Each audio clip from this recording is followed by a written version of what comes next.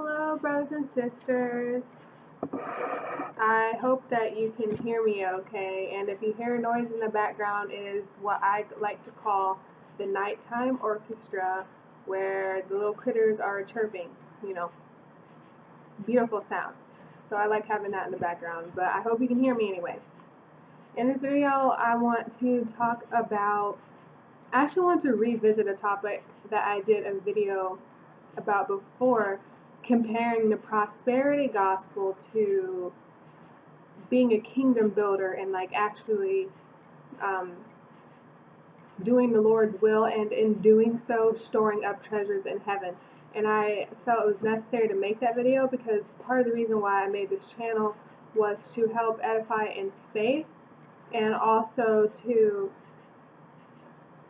remind you guys that treasures in heaven are available according to like what you do with your measure of faith and how you respond to God, and how we can either store up those treasures or forfeit those treasures depending on our surrender, you know. And but I didn't want anyone to think that I was making those videos because I was just talking about what you can get out of this walk with God, because that wasn't what my aim was, but it was just to like call to remembrance that we are kingdom builders. And it was meant to be like a thing where I just say, hey guys, like this is available, this is on the table if you want it, and the way that you get it is to submit to God. That's just because our Father is so good.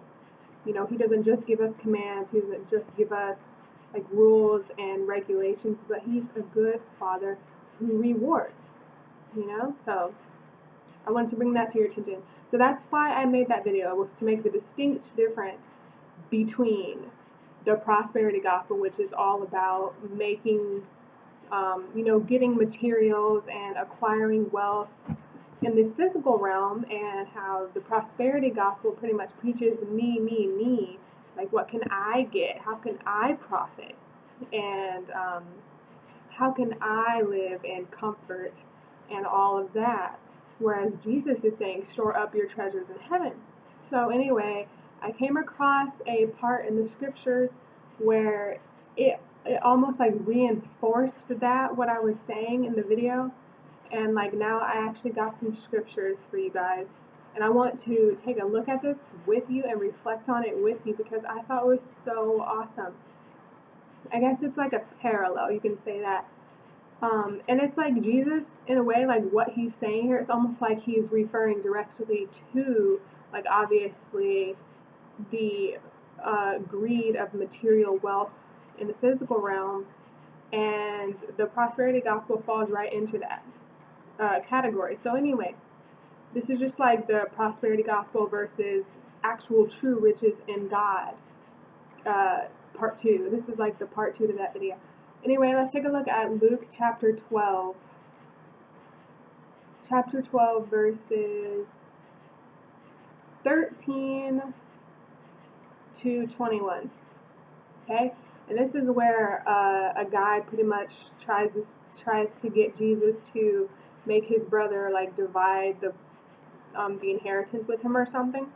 And then Jesus responds to him. So in verse 13, someone in the crowd said to him, "Teacher, tell my brother to divide the inheritance with me."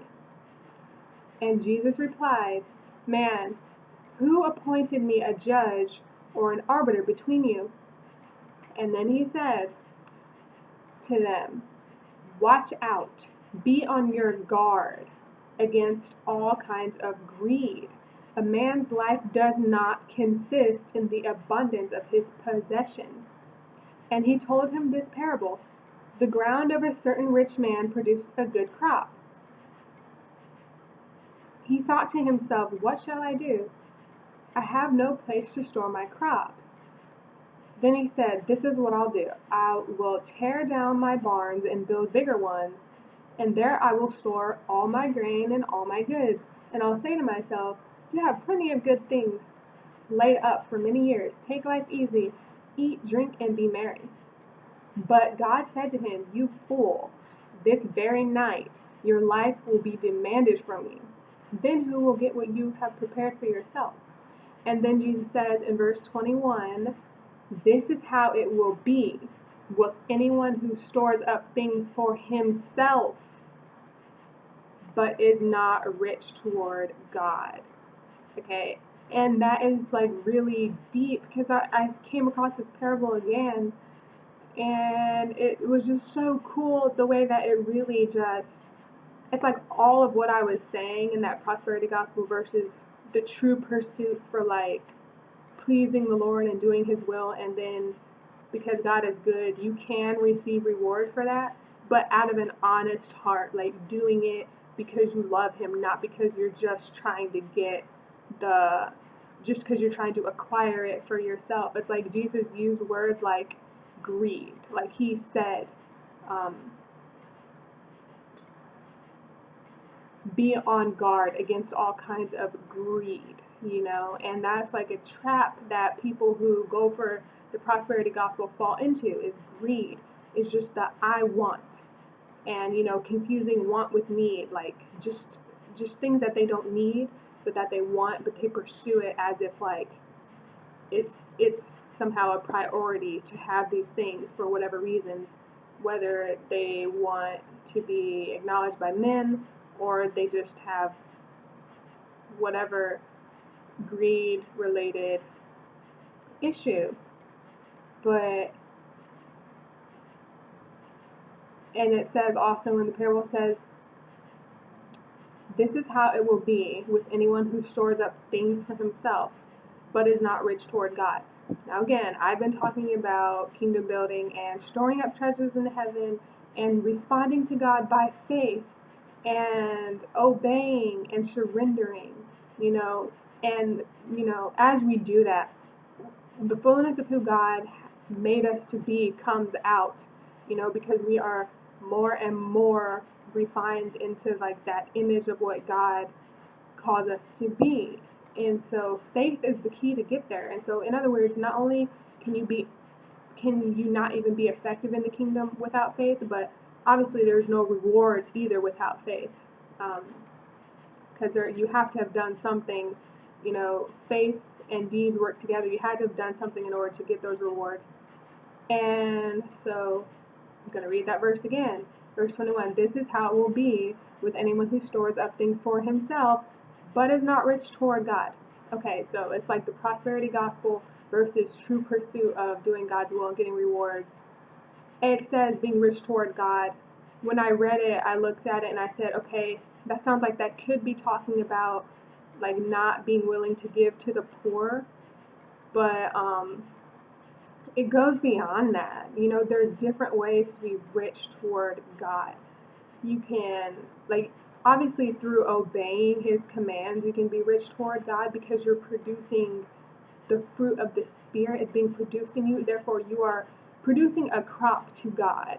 You are being a living sacrifice to God. That's one way to be rich toward God. Or you could, when it says love your neighbor as yourself, as you love your neighbor and you edify your neighbor, anything that you do, like remember the parable where Jesus said, what you did for the least of these, you did for me. Loving your neighbor and being kind to the least of these, that is being rich toward God, or just being with him, abiding in him, and putting him on the throne of your heart, having him direct your life, and just to I want to say enhance or grow in your relationship with him for his purposes in you. That's being rich toward God. And I'm saying this because of something that Jesus said again in Revelation. So remember that verse, Luke chapter 12, verse 21, where it said, like, talking about storing up things for yourself versus being rich toward God. Jesus says in the book of Revelation, chapter 3, verse 18, Jesus is talking to the church of Laodicea right here, and it is so cool how he said this in verse 18. He said to them, I counsel you to buy from me gold refined in fire so you can become rich, and white clothes to wear so you can cover your shameful nakedness, and salve to put on your eyes so you can see. Okay, that's what he said. He said, I counsel you to buy from me gold refined in the fire so that you can become rich. So Jesus is saying, like, you get your riches from me, like that's where you get true riches, and so those were the things that I wanted to like ponder, like, what does that mean, like in the parable where it says being rich toward God, like the difference between who stores up things for himself versus being rich toward God. What does that mean to be rich toward God? Think of all the ways that you can serve the Lord. That is being rich toward God. And then Jesus is saying, buy from me gold refined in the fire. That, I mean, obviously that applies to the bride too, but it's almost like him saying that to the church of Laodicea is like telling them what they need to do, because they're not doing it, whereas the bride is doing it. But it was just interesting how it says, buy from me gold so that you can be rich. It's like Jesus is saying, it's almost like another way of saying store up your treasures in heaven. Being rich toward God next to getting riches from him. You know what I mean? By being rich toward God. This is what I'm getting at. When you look at that parable that I read next to this verse in Revelation, it's basically saying is that by being rich toward God, that is how you buy from him. Gold refined in the fire. That is how you become rich in him. You see what I'm saying? That's what I was talking about with kingdom building, is what you do according to your faith, how much you surrender, how much you obey. That determines like what you participate in. At the end of this, once the judgment's dealt and everyone goes where they're gonna go. That's why I'm saying that. It's just such a cool parallel. Is that Jesus himself said, buy from me gold so that you can be rich. And then he talked about being rich toward God. I'm like, it was a connection that I really wanted to make and put it out there so we understand that kingdom building pretty much consists of your obedience to God and then that translating into heavenly rewards. And my encouragement to you is to not forfeit those things by not resisting the Holy Spirit right now on any level, in any way, shape, or form, so that you can be rich. Because remember, to him who has, more will be given. And so, yeah, just as a refresher, if you want to, you can refer back to that video where I talked about the prosperity gospel versus rewards, like heavenly rewards. And so that's what I wanted to share with you. I thought it was really cool. So I pray that bless you guys, and I pray that your eyes are open to see that, and that you just really do go forth full speed in obedience by faith, because there's some awesome stuff in store for those kingdom builders that truly do answer the call. And that's all I wanted to share with you guys. God bless you. Bye.